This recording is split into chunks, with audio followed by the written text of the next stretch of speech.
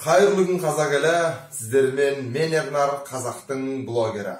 Құрметті достар, осы видеоны қарап отырғандарыңыз үшін барлықтарыңызға Алла разы болсын дегім келеді, үлкен алғысымды білдіремін.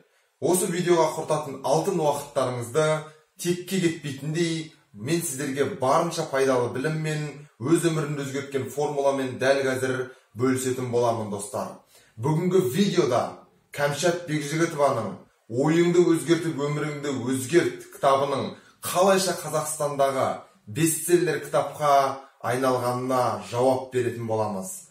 Және де атам қазақ айтқан әрекет түбі берекет сөзінің мағынасын ашып, ол сөздің шын мәнісінде рас екенін, бұл өмірде жұмыс істейтіндігін айтып өтеміз. Сондай-ақ қазақ дана халқымызда ауру қалса да әдет қалмайды деген сұраққа да дәл осы видеодан жауап табатын боласыздар. Сонымен қатар Абай атамыздың адамның мінезін өзгертуге болмайды деген адамды егер қолымда закон күші болса тірін кесер едім деген тамаша сөзінің де терең түкпіріне, мағынасына үңіліп, оның да жауабын, құпиясын ашатын боламыз достар. Және ең соңында бүгінгі таңдағы барлық мотивационды спикерлер, коучтар, тренерлер айтып жүрген тағдырың өз қолыңда деген керемет сөздің мән мағынасын ашып, осы видеоны соңына дейін қарайтын болсаңыздар, солардың барлығына жауап табатын боласыздар достар.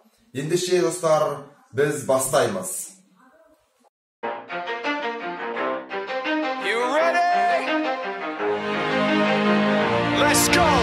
Достар, жалпы бүгінгі видеоның тақырыбы сенің әдетің, ол сенің болашақ тағдырың деп аталады. Бұл тақырыптың қойылуы бекерден бекер емес достар. Дәл қазір мен сіздерге керемет бір формуланы көрсетемін. Оны қағаз қаламдарыңыз алып өзіңізге жазып алсаңыздар өте керемет болушы еді. Жалпы бұл формула қайдан шықты? Жалпы әрбір білім достар, бұл өмірде болған іс-әрекеттерден жинақталған тәжірибе. Яғни, мәселен сіз химиядан, физикадан, физикалық құбылыстарды үйренсеңіз, химиялық реакцияларды үйренсеңіз, математикалық формулаларды жаттап, оны қолдансаңыз, ол міндетті түрде сіз үйренгенге дейін өмірде қолданылған. Яғни, ондай физикалық құбылыс табиғатта бар, химиялық реакция лабораторияларда жүзеге асып жатыр, және де математикалық формулалар көптеген есептеулерде жүзеге асып жатыр. Және оны сіз үйреніп қолданған кезде, ол тағы да сіз үшін керемет білімге айналады, және де сол білім сіздің өміріңізде дұрыс әрекет жасауыңызға, сіздің қиындықтарға ұрынбауыңызға барынша көмектесетін болады достар. Дәл сол секілді кез келген кітаптағы білім бұл адамдардың өмірінен алынады. Менің сіздерге айтайын деп отырған дәл қазіргі формуламда бұл жалпы тұлғалық дамуға қатысты және көптеген әлемдегі үлкен саясаткерлердің, бизнесмендердің, үлкен жеңіске жеткен тұлғалардың өмірлерін өзгерткен формула достар. Мен оны негізінен жасампаз жандардың 7 дағдысы деп аталатын Стивен Ковидің кітабынан нақты түсінікті түрде оқыдым. Бірақ оны оған дейін де өмірден көріп жүрген болатынмын. Сонымен ол қандай формула достар? Ол формуланың қысқаша анықтамасы айтып өтетін болсақ, ол былай достар.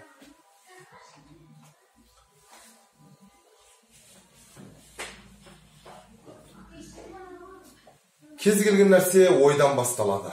Ойыңды өзгертіп, өміріңді өзгерт кітабының қалай хит болып кеткенін жұмбақты шешетін болсақ, онда ол Кәмшат Бекжігітованың керемет шеберлігі деп айтар едім. Себебі Кәмшат Бекжігітова ханым ойыңды өзгертіп, өміріңді өзгерт дегенде ең басты, ең бірінші позицияны айтып өтті. Яғни, ол кез келген дүние ойдан басталады дегенді өз кітабында келтірді және осы ой төңірегінде бір кітапты толықтай арнады достар. Яғни, кез келген нәрсені жасамас бұрын біз ойлаймыз. Тамақ ішетін болсақ, қолды жуу керегін ойлаймыз, одан соң тамақты дұрыстап, шайнап жеуді ойлаймыз. Және ертең азанда жұмысқа немесе сабаққа баратын болсаңыз, сіз оны жатар кезде ойлайсыз. Ауылыңызға баратын болсаңыз, немесе басқа қалаға ұшатын болсаңыз, оны да алдын ала ойлайсыз. Яғни кез келген мына өмірдегі әрекеттердің басында ой тұрады достар. Ой. Кәмшат Бекжігітованың айтатыны дәл осы ойыңды өзгертсең дейді, өмірің өзгереді дейді. Бірақ тек қана ойды өзгерту арқылы өмірің өзгеріп кетпейді. Себебі ойдан соң көптеген процестер, тағы бірнеше әрекеттер бар достар. Менің өмірімді екі-ақ кітап өзгертті достар. Оның біріншісі Алла Тағаланың хақ кітабы Құран Кәрім, және де Роберт Кийосакидің Байеке Кедейеке кітабы. Мен Құран Кәрімді оқыған кезде менің өмірім, жалпы осы күнге дейінгі өмірім жайлы, жалпы мәңгілік өмір жайлы ойым түбегейлі өзгерді достар. Ал Роберт Кийосакидің кітабын оқығанда менің қаржылық сауаттылығым, яғни қаржыға деген ойым, ақшаға деген ойым түбегейлі өзгерді достар. Демек, кез келген нәрсе ойдан басталатындығы анық. Бірақ құр ой бұл тамаша нәтиже деп айта алмаймыз. Стивен Коби өзінің кітабында айтады: ой ексең, әрекет орасың дейді. Демек достар, мен жаңа ғана айтып өткен әрекет түбі берекет деген аталарымыздың, бабаларымыздың айтқан сөзінің құпиясын ашып жатырмын.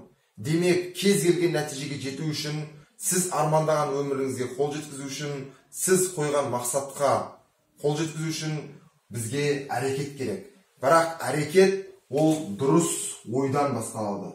Ойың дұрыс болса, әрекетіңнің дұрыс болуы өте үлкен пайыздық көрсеткішке ие достар. Енді ойыңды өзгерттің, және ой егіп әрекет алдың, бірақ әрекетті жасап жатқан адамдардың бәрі нәтиже алып жатыр ма? Міне, осы сұраққа ойланатын болсақ, көбінесе барлығымыз жоқ дейміз. Себебі азанғы 8-де жұмысқа кетіп, кешкі 6-ға дейін жұмыс жасайтын адамдардың көбісі жақсы өмір сүріп, жақсы ақша тауып, бақытты болып жүрген жоқ қой. Бірақ олар әрекет жасап жатыр. Онда қалай? Көп жағдайда құр әрекеттің өзі ол тамаша нәтижеге алып бармайды. Негізінен әрекет жасап жүрген адамдар дұрыс ойланбайды, немесе әрекеті олардың толық аяқталмайды.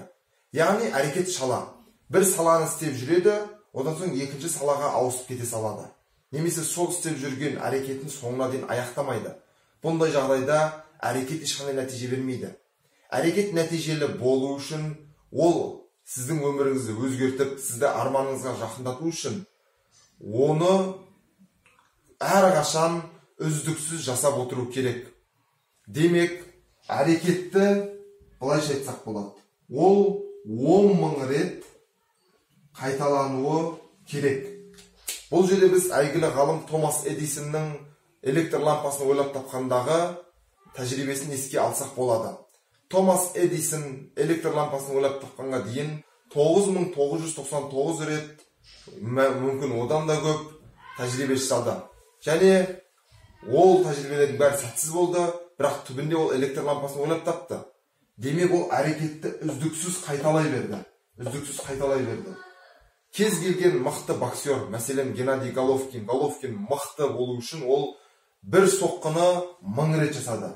Брюс Ли, әйгілі қытайлық жекпе-жек өнерінің майталманы, айтады: 1000 ударды білетіннен емес, бір ударды 1000 рет қайталағаннан қорық дейді. Яғни сіз бір әрекетті үздіксіз жасай берсеңіз, онда сіз не боласыз? Мастер боласыз, шебер боласыз. Сол кезде барып біздің үшінші формуламыз шығады. Яғни сіздің қайталана берген үздіксіз әрекеттеріңіз сіздің әдетіңізге айналады. Біздің дана бабаларымыз ауру қалса да әдет қалмайды деп бекерге айтпаған. Себебі ауруды жеңуге болады. Оны дәрімен, дұрыс өмір салтын ұстану арқылы, салауатты өмір салтын ұстану арқылы жеңуге болады. Ал әдетті жеңу бұл өте қиын шаруа. Себебі әдет 10.000 рет немесе одан да көп рет қайталанған әрекеттер негізінде жасалады.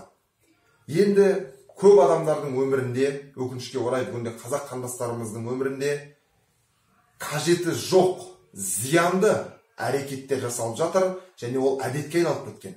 Соның ең бастылары өздеріңіз білетіндей темекі шегу, тәтті зиянды газды сусындар ішу, және де арақ секілді заттарды тұтыну.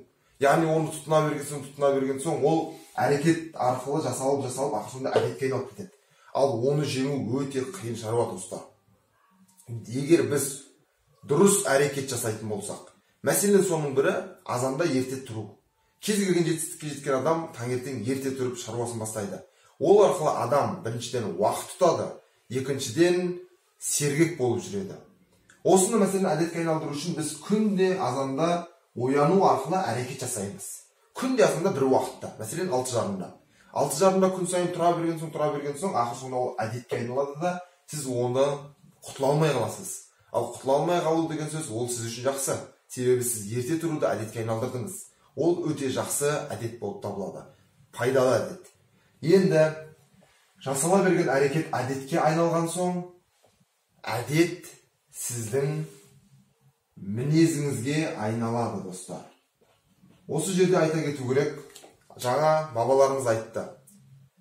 Ауру қалса да әдет қалмайды деді, ал мінезге байланысты біздің қазақтың ұлы ойшылы, бүкіл әлемге қазақты танытқан дана хакім Абай атамыз айтқан, қандай да бір адамның мінезін өзгертуге болмайды деген адамды, егер закон күші қолында болса, тілін кесер едім дейді. Көп жағдайда бүгінгі таңда қоғамда бізде ол оның мінезі ғой, қойш, мінезі сондай, ол өзгермейді енді, сол мінез қалыптасып кеткен деп жатамыз. Бірақ бұл қате түстік достар. Мінезді де өзгертуге болады. Мінезді өзгерту үшін әдет, әрекет, оның басында ойды өзгерту керек. Сонда біздің мінезіміз өзгереді. Ал енді мінезіміз қалыптасқан соң, мінезіміз біздің немізге айналады. Ол біздің тағдырымызға айналады достар.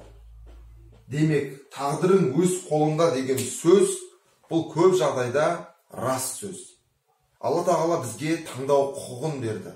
Жақсыны не жаманды таңдаймыз. Демек, біз дұрыс ойлансақ, дұрыс әрекет жасаймыз. Дұрыс әрекет жасасақ, оны әдетке айналдырамыз, ал әдетіміз біздің мінезімізге айналады да, мінезіміз біздің тағдырымызға айналады достар. Бүгін мен сіздермен өзімнің өмірімді өзгерткен және әлде де өзгертіп жатқан керемет біліммен, формуламен бөлістім. Егер сіздер бұны жазып алып, өмірлеріңізде қолдансаңыздар, онда сіздер бәлкім маған алғыстарыңыз айтарсыздар. Дегенмен мен бұны тек қана алғыс үшін емес, мен бұны өзімнің мақсатым білген біліммен бөлісу болғандықтан жасап жатырмын достар. Әрбір қазақтың өзгергені, әрбір қандасымның жаңа білім алып, соны өмірінде қолданып, жақсы өмірге ұмтылғаны мен үшін үлкен қуаныш достар. Бірге дамиық, Қазақстанды бірге өзгертейік. Сол арқылы Алла тағаланың сауабын алайық. Себебі өзің үшін өмір сүрсең, өзің үшін оттаған хайуанның бірі боласың. Адамзаттың қарызы үшін өмір сүрсең, Алланың сүйген құлының бірі боласың деп Абай атамыз кезінде айтып кеткен достар. Сонымен бүгінгі сіздермен бөлісер білімім осындай болған болатын. Сіздерге пайдалы болған болса, лайк басуды ұмытпаңыздар және осы айтылған тақырып бойынша өздеріңіздің пікірлеріңізді төменге жаза кетіңіздер. Және ең бастысы, осындай керемет білімдерді алдағы уақытта да сіздермен бөліскенімді қаласаңыздар, онда астындағы қоңыраушаны басып, каналға тіркеліп кетуді ұмытпаңыздар достар. Сіздермен бірге болған мен, Ернар, қазақтың блогері.